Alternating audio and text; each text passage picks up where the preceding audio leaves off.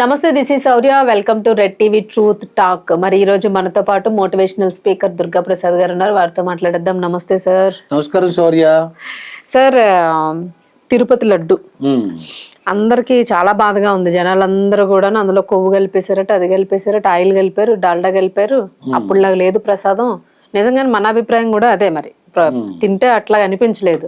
మరి ఇప్పుడు ఏమైనా మార్పు వచ్చిందా? దానికి సంబంధించి ప్రభుత్వం టీటీడీ వీళ్ళేం చెప్తూ ఉన్నారు, మరి ప్రజలు ఏమంటా ఉన్నారు? దానికి రేటుకి సంబంధించి కూడా ఒక వాదన వినిపిస్తుంది మనకి.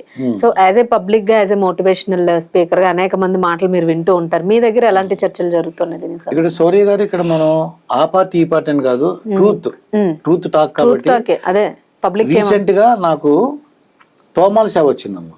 40 నిమిషాల సేపు దేవుడి దగ్గర కూర్చోవచ్చు. మా అమ్మాయికి మా అల్లుడి గారికి ఏమో అష్టదళ పాత పద్మారాధన వచ్చింది. అది 40 నిమిషాలే. వెళ్తే ఆ లడ్డు ఉందమ్మా, ఇలా ఇలా లడ్డు చెయ్యంతా ఇదనమాట, నెయ్యి అనమాట. అది ఎంత అంటే అది క్వాలిటీగా ఉందో మనకి. అంతకుముందు నేను కొన్నాను కానీ వీళ్ళు చెప్పిన అంత గ్రహించలేకపోయాను. అంటే ఏమిటో అది దేవుడి మీద నమ్మకంతో తినేస్తాం అంతే. అంతేగాని నెయ్యి ఉందా లేదా, జీడిపప్పులు ఎన్ని ఉన్నాయి, పట్టికి బెల్లం ఏం మన అంటే ఇంకా దేవుడి ప్రసాదం. మా దేవుడికి అంటే మామూలుగా దేవుడి యొక్క శక్తి దాంట్లోకి వస్తుంది. మనలో ఒక విపరీతమైన శక్తి వస్తుంది. మనం అనుకునే జరుగుతాయి. మనం ఎంత ఒక 100% అంటే 1000% వచ్చేస్తుంది. చూడు, 40 నిమిషాలు దేవుడి దగ్గర కూర్చున్నాం అంటే అది ఎంత సేవ అంటే దేవుడు కల్పించిన అదృష్టం అనుకో. నాకు ఆ దేవుడు నాకు అవకాశం ఇచ్చాడు మాట.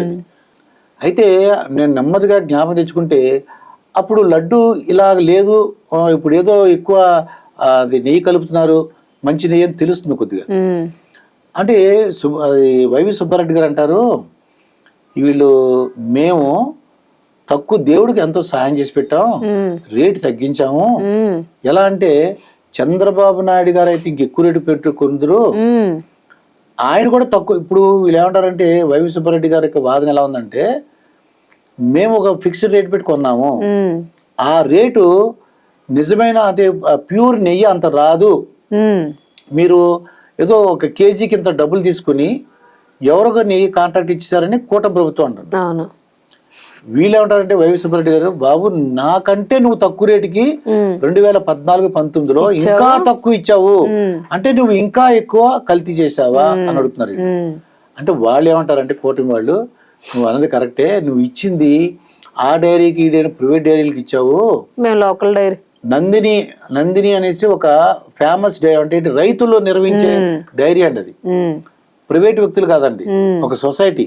ఆ రైతుల యొక్క వాళ్ళ యొక్క సొసైటీ నిర్వహించే నందిని నెయ్యిని కొనుక్కున్నాము, తక్కువ రేటుకి వాళ్ళు ఇచ్చారు. దేవుడికి తక్కువ రేటుకి ఇచ్చి మిగతా ఎక్కువ రేటుకి అమ్ముకున్నారు, అది వేరే విషయం. దేవుడి మీద భక్తితో మేము తక్కువ రేటు నందిని వాళ్ళు ఇచ్చారు, దీంట్లో కల్తీ జరిగింది. ఇవాళైతే ఆ ప్రొక్యూర్మెంట్ ఆఫీసర్ ఉంటాడు అనమాట, అతను ఏదో నిజాలు చెప్పేశాడు. అంటే ఏదో క్లూస్ ఏంటంటే ఒక స్పెషల్ టీము.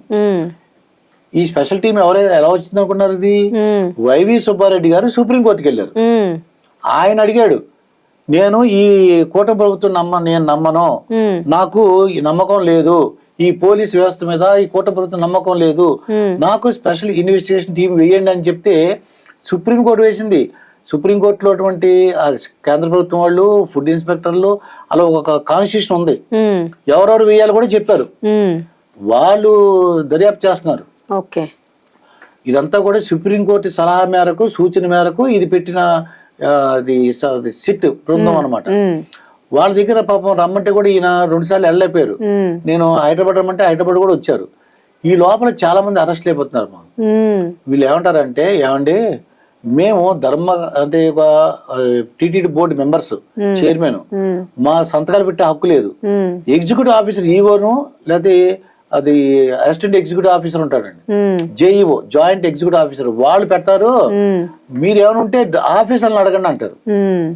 ఆఫీసర్లు ఏం చెప్తున్నారు, టీటీడీ బోర్డు అది నిర్ణయించింది, ఆ నిర్ణయాన్ని మేము సంతకం పెట్టామని వీళ్ళు అంటారు.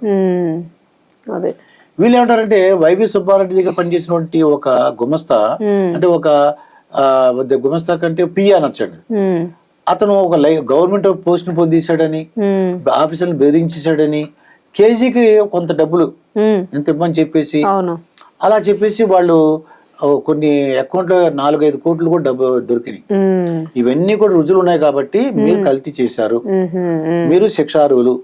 అలాగే భూమన కరుణాకర్ రెడ్డి గారు ఆయన ఏమంటాడు, వైవి సుబ్బారెడ్డి గారు ప్రమాణం చేస్తానంటున్నాడు, లై డిటెక్టర్ పెట్టమంటాడు. అవును అవును.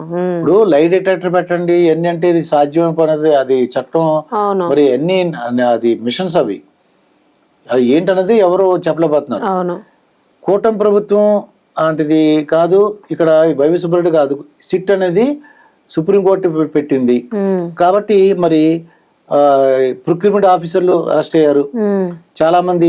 సతీష్ కుమార్ అనే ఒక అతను ఫస్ట్ ఇది అతను కూడా రీసెంట్ గా చనిపోయాడు, అదే వేరే పరకమణి కేసు అది. ఈ కల్తీలో చాలా మంది వాళ్ళు కల్తీ చేశారు, అప్పుడు క్వాలిటీ లేదు ఇలా అని చెప్పేసి అంటున్నారు. వీళ్ళు ఏమంటారంటే మీరు కల్తీ జరిగింది కరెక్టే, పోనీ అలా అనుకోండి, భక్తులకు ఎందుకు చెప్పారు అంటారు వీళ్ళు. ఎవరో వైసీపీ వాళ్ళు భక్తులు చెప్పి దేవుడికి అన్యాయం చేస్తున్నారు కదా అంటారు.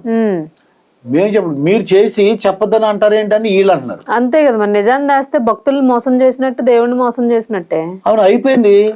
అయిపోతే ఇక నుంచి మీరు చర్యలు తీసుకోండి, ఎందుకు చెప్పాలి భక్తులకి, అలా జరగకుండా చూడండి అంతే మరి అనేసి వైసీపీ వాళ్ళు అంటారు. ఎందుకు చెప్పారు, బయటికి ఎందుకు చెప్పారని. అంటే మీరు రాజకీయాలు చేస్తున్నారు, ఈ రాజకీయ లబ్ధి గురించి ఎప్పుడు చూసినా అలా ప్రజల్లో నానుతూ, అంటే వైసీపీ ప్రభుత్వం చెడ్డ పేరు వచ్చేలాగా ప్రవర్తిస్తున్నారు. ఇది డైవర్షన్ పాలిటిక్స్ అంటారు వీళ్ళు. అరే భక్తులు మీరు అన్నట్టు భక్తులు చెప్పకపోతే వాళ్ళ డబ్బులతో, మరి వాళ్ళ డబ్బులతోనే కదా ఇప్పుడు భగవంతుడికి భక్తుడికి మధ్య వారధులు వాళ్ళు. అంతే అంతే కదా ప్రభుత్వమైన ఏదైనా.